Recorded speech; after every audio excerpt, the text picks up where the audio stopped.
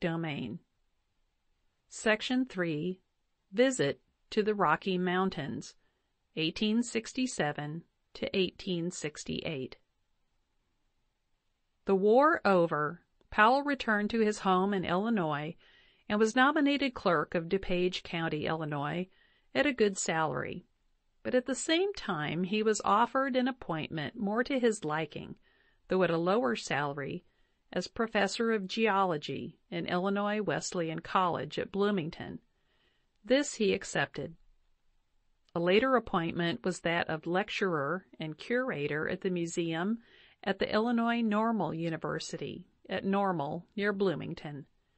The young professor took his classes into the field, had an active part in public discussions in favor of introducing more science in college programs, and influenced the state legislature to advance science teaching in the Normal University.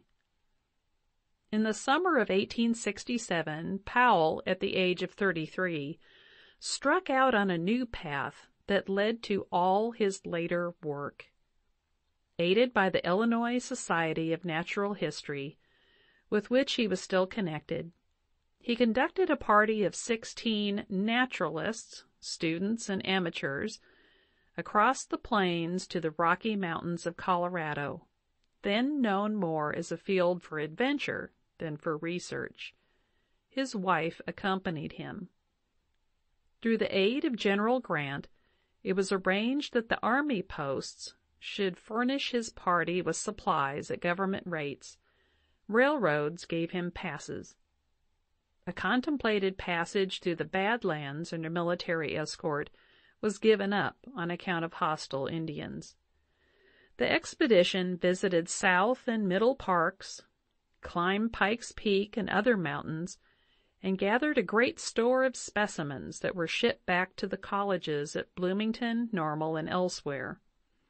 Powell was thus the first college professor to combine field teaching with Western exploration, and this enterprise deservedly opened his larger scientific career. He remained in the mountains for a time after his students went home, and in the following winter published a preliminary report, a small affair of 4 pages, addressed to the Illinois State Board of Education and signed as curator of the Illinois Natural History Society. The only known copy is in the library of the United States Geological Survey. He returned to Colorado with another party in the summer of 1868, this time with aid from certain colleges in Illinois and from the Smithsonian Institution in Washington, and again with authority for getting provisions from military posts. He passed the summer in the region of Middle Park.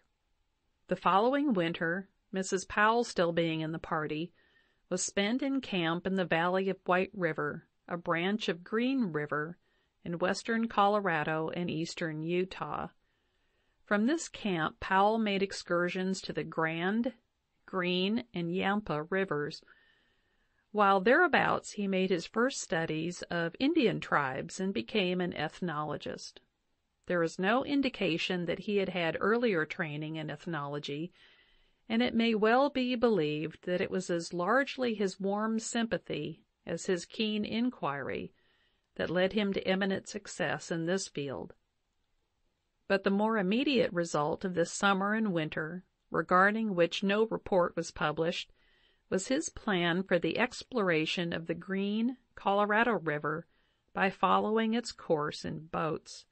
Perhaps his previous experience on the placid rivers of the prairies led to this adventurous project on a torrential river deeply enclosed in unknown canyons. End of section 3.